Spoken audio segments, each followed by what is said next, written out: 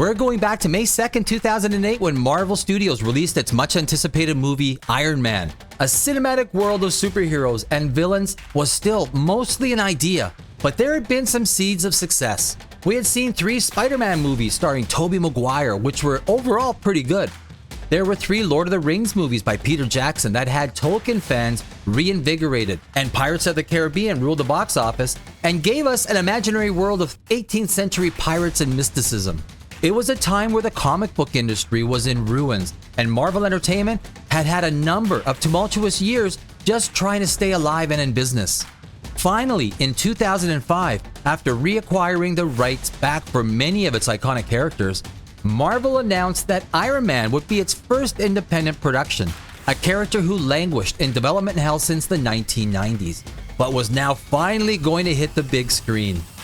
In 2007, Robert Downey Jr. was cast as Tony Stark, with director Jon Favreau stating, "Downey wasn't the most obvious choice, but he understood what makes the character tick." I am Iron Man.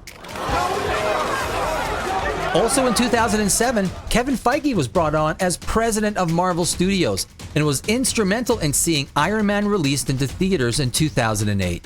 It was a big hit and did almost $600 million at the box office, landing a net profit for Marvel Studios of almost $100 million.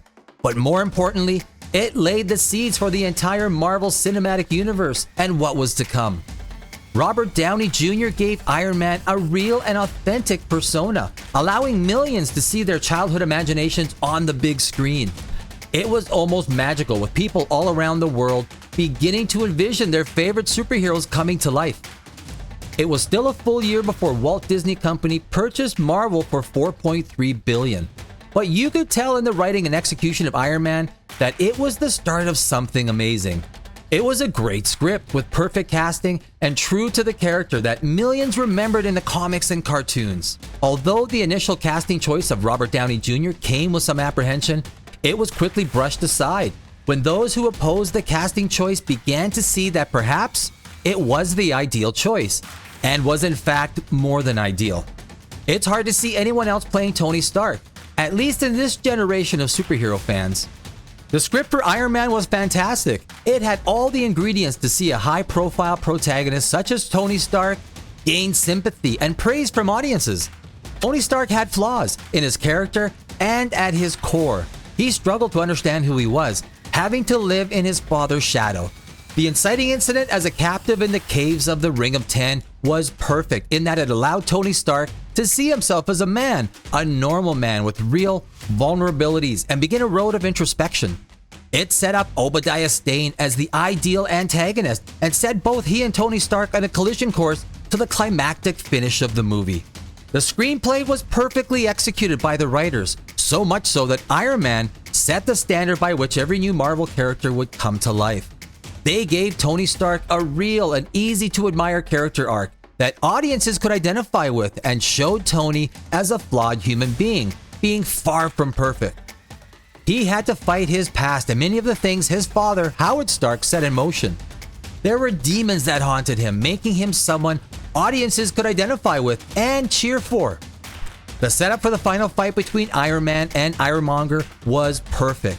Iron Man had the obvious disadvantage after Stane stole his main arc reactor, forcing Tony to use his old and crude one to power his Iron Man suit. Everything was stacked against him, and it looked bleak for Tony Stark and Iron Man. Ironmonger was much bigger, stronger, and had many more means to cause destruction. Side by side, Iron Man seemed to be no match for his opponent, given everything that was stacked against him. But we rooted for Tony Stark right up until the end. It was brute force versus the fast-thinking mind of our protagonist.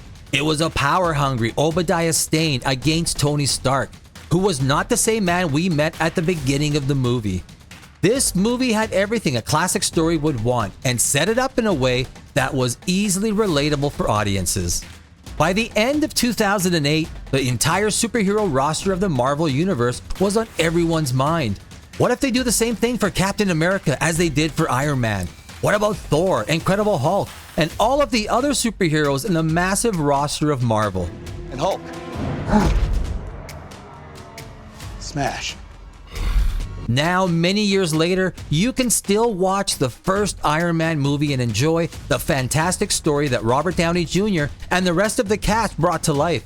There may never be another Iron Man as we know him because it was a magical moment where people, technology, and imagination came together to create this amazing movie.